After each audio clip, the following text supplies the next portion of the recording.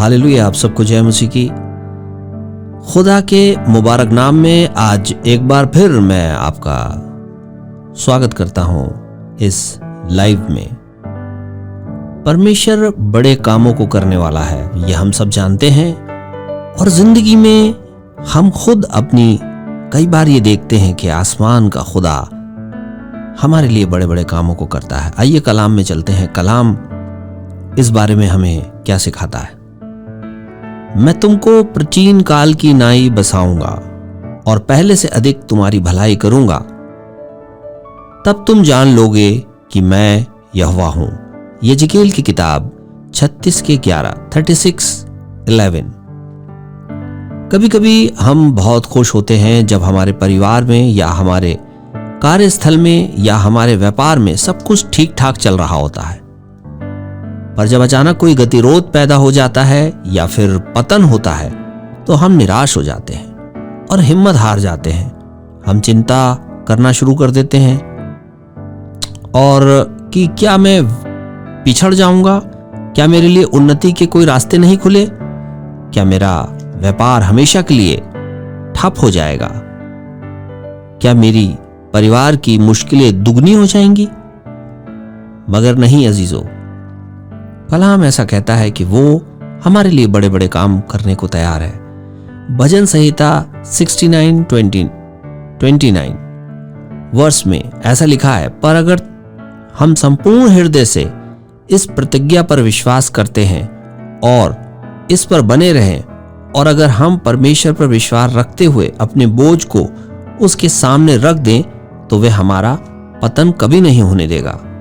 इस प्रतिज्ञा पर संपूर्ण रूप से विश्वास कीजिए और अपनी उत्साह भरी प्रार्थनाओं के द्वारा परमेश्वर से अपनी आशीषें ग्रहण कीजिए। भजन संहिता 86:7।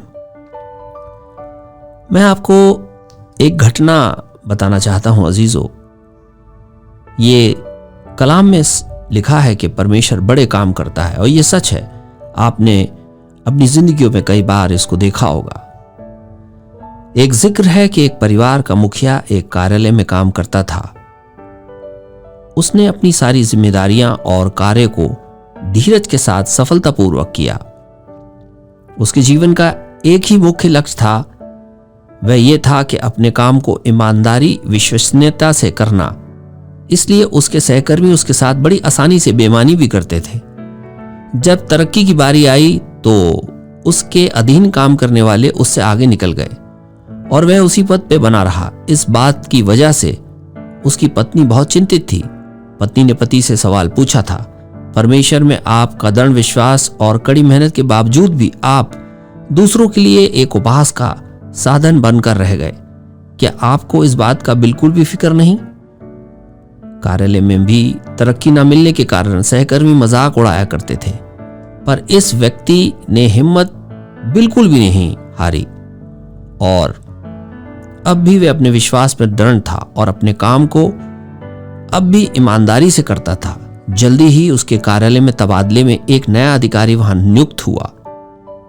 उसने इस व्यक्ति की गोपनीय रिपोर्ट ध्यानपूर्वक पढ़ी। तुरंत वह समझ गया कि ईमानदार व्यक्ति के साथ घोर अन्याय हुआ है। अतः उसने एक नए पद का सृजन किया और इस व्यक्ति को एक अच्छी तनख्वाह के साथ उस पद पर नियुक्त कर दिया। हाँ, उसी जगह जहां उसको नीचा दिखाने की कोशिश की जाती थी, अब उसी स्थान में उसकी आशाओं से बढ़कर सम्मान मिल रहा था। परमेश्वर ने उसे पहले से कहीं ज्यादा आदर मान सम्मान पाने में सहायता की।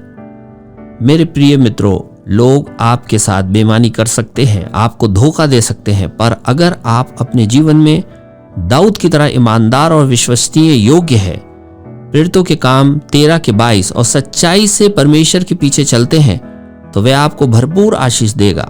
आपके जीवन में आपके पास जो आरंभ में था उससे बढ़कर वह आपको देगा। हालेलुया। आइए हम लोग प्रार्थना करें। Hallelujah, glory to Lord Jesus. तो हौसला बनाए रहें अजीजों। वो खुदा जीवित परमेश्वर हमारे लिए अनुग्रह करने को तैयार है। वो हमारे लिए बड़े बड़े काम करने को तैयार है। भरोसा रखें और अपनी जगह पर जमे रहें, अपने स्थानों पर रुके रहें, वो आपके लिए मदद भेज रहा है। हालेलुया। आसमान के खुदा अपने रहम को फरमा। आइए आंखें बंद करें और सर को खम करें। धन्यवाद जीवित परमेश्वर, आपकी मदद भेजने के लिए। जितने लोग इस प्रार्थना में हैं सबको तू उत्तर प्रदान कर प्रभु, और होने दे जो इंतजार में हैं उनको नई जगह और उनके जीवनों में वो स्थान दे जो अभी तक उन्हें नहीं मिला है। अपने अनुग्रह को कर। लोग चाहे कितना ही बुरा क्यों ना चाहें, लेकिन तू उन्हें बचा के निकाल लेता है, क्योंकि तेरा साया जिसके ऊपर है उसका कोई कुछ नहीं कर सकता। हालेलुया। सब कुछ तेरे हाथ में देते हैं, यीशु मसीह के नाम में मांगते हैं, आमीन।